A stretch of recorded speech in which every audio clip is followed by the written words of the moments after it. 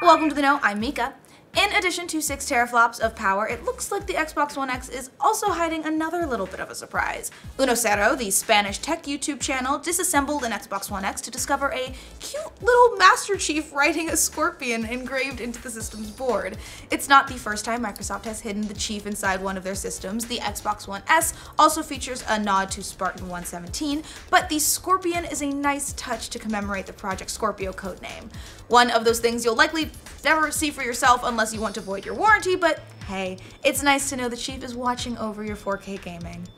We've got some new details on next month's new Pokemon games. Ultra Sun and Moon got a new trailer yesterday showcasing more about what we can expect. Those details include traveling through an Ultra wormhole to a brand new realm, new story content, the bad new Ultra Recon Squad, and of course, new Pokemon.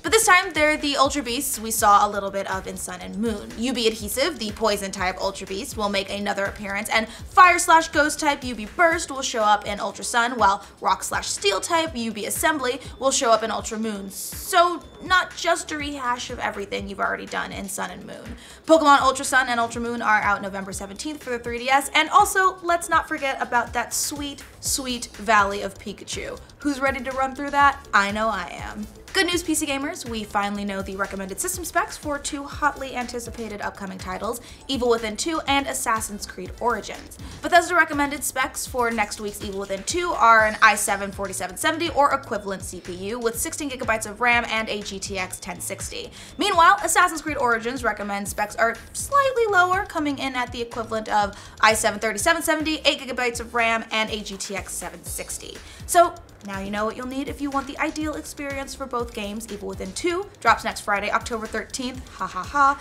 and Assassin's Creed Origins lands on October 27th. There's been just a little bit of bad blood in the air between PUBG developer Bluehole and Fortnite/Unreal Engine stewards Epic, thanks to the newly released Battle Royale mode for Fortnite.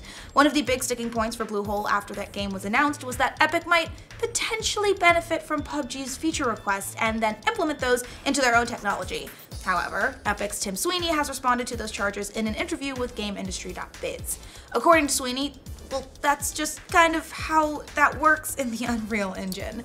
Sweeney said, all improvements Epic makes to the Unreal Engine are available to all licenses for all of their products. They always have been and they always will be. This widely shared technology base is the core reason why Epic's engine development work has had so much positive impact on the industry. He also went on to say that Fortnite itself will benefit all the licenses as well, and that's already happened thanks to some new changes that Epic just introduced into the engine, which benefit massive multiplayer servers, so you're welcome.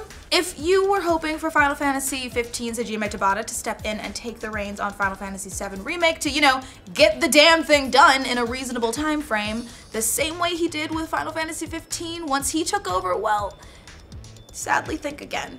In a new interview, Tabata has said that even though he was the director on Crisis Core, he would probably refuse the offer for Final Fantasy VII Remake. Tabata made these comments to Game Revolution saying, "It's such a special numbered game that I don't think I could remake that one. There's so many fans out there, if I were asked to satisfy all of those fans, I don't think that's something I could do 100%. If Square Enix asked me to make a new Final Fantasy and take it in a new direction, I'd be happy to accept that one, but if they asked me to remake Final Fantasy VII, to release it as if it were a modern game just released today, no, I don't think that's something I can do. I think the only people who could do that are Mr. Yoshinori Kitase and Mr. Tetsuya Nomura." Well, there goes any hope of us seeing that in the next decade, or 2, or 15. It looks like people are really into games with 1930s animation. Cuphead, which just released a week ago on PC and Xbox One, has already surpassed 300,000 sales, and that's just on Steam. Currently, it's the 4th highest selling game on Steam, which is pretty damn impressive. Critics like the run-and-gun action game too. It's got an 86 score from the reviewers on Metacritic. And while it's not a true exclusive, this is a rare case where Xbox One owners get to brag that they get something that the PlayStation 4 doesn't. Heads up, Psychonauts fans, we've got some gameplay footage of the long-awaited sequel. Double Fine Productions says that Psychonauts 2 has entered its first prototype stage, and they put up a new video of some gameplay, and honestly, it looks pretty polished for an alpha version. In the video, we get to see the game's first playable area, a little combat, oh, and a goat's butthole. Super important. Double Fine says that the development on the crowdfunded game is going strong. Still no release date, but it has an estimated delivery window of summer 2018. Hopefully, we still get to see James as a toilet. Some lucky folks at New York Comic Con got to see a few seconds of the new Batman Ninja anime, and it's apparently pretty mind-blowing. The animated film from Warner Brothers Japan and director Junpei Mizusaki features Batman and his enemies battling in medieval Japan. As Gizmodo described the footage, picture Batman decked out in Shogun's armor and wielding a katana, charging at the Joker, who's also brandishing a sword, but draped in a fanciful ancient Japanese courtier's outfit that's overflowing with tattered ruffles that bounce along with his maniacal laugh. Oh wow, that sounds incredible. And we also get highly stylized versions of Nightwing, Harley Quinn, Penguin, and Gorilla Grodd, and the Batmobile? I'm super pumped! The only thing that's been released is a poster, but it looks so awesome. Batman Ninja will release next year. Streaming just got a little more expensive because Netflix has raised its subscription prices again. The standard $10 per month option will increase to $11, while the $12 tier for super fancy 4K viewers jumps to $14 a month. Meanwhile, the basic $8 plan will remain at its current price. Netflix has begun raising prices for new subscribers in the US, and it will raise prices for current subscribers on October 19th. It's been almost 2 years since Netflix last raised prices, and in a statement it said, "From time to time, Netflix plans and pricing are adjusted as we add more exclusive TV shows and movies, introduce new product features, and improve the overall Netflix experience to help members find something great to watch even faster." Why do I have a feeling this is about Stranger Things releasing later this month? Do the Oculus Rift and the HTC Vive have some serious new competition? Well, Microsoft's new Windows mixed reality headsets will launch later this month, and one analyst says it will quickly outsell 2 of its competitors.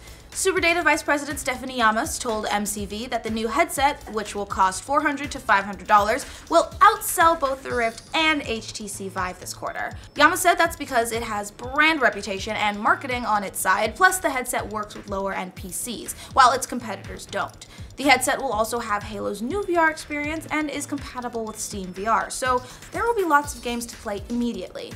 Yamas expects the headset to outsell Oculus by a 2-to-1 margin in the current quarter. And if that's true, that would be a great start for Microsoft's entry into virtual reality. The headsets go on sale October 17th. Everybody, prepare your sad, sad away messages. It's the end of an era. AOL announced today that AIM, also known as AIM, will be finally, mercifully, be shutting down on December 15th of this year, taking away an entire generation's Twitter in the process. AIM first launched all the way back in 1997, so this concludes a 20-year run, which is just ancient for a product on the internet. Michael Albers, the VP of Communications Products at Oath, the company that now owns what's left of AOL, said of AIM, "AIM tapped into the new digital technologies and ignited a cultural shift, but the way in which we communicate with each other has profoundly changed." Of course, the biggest response to all of this is probably, wait, AIM was still alive? I could have been making so many passive away messages all this time. You know, like, sigh, I'm sad. Don't message me, I don't want to talk about it. Well, that's all the news we have for you today. For more news from all the corners of the internet, remember to like this video, and if you're new around here, subscribe to The Know, why don't you? Welcome to The Know, I'm Mica. In addition to 6 teraflops of power, it looks like the Xbox One X is also hiding another bit of a surprise. Unosero? Bethesda's recommended specs for next week's Evil Within 2 are, I don't know how to do CPU stuff. Okay, i7 4770? i7 4770. 4770, okay.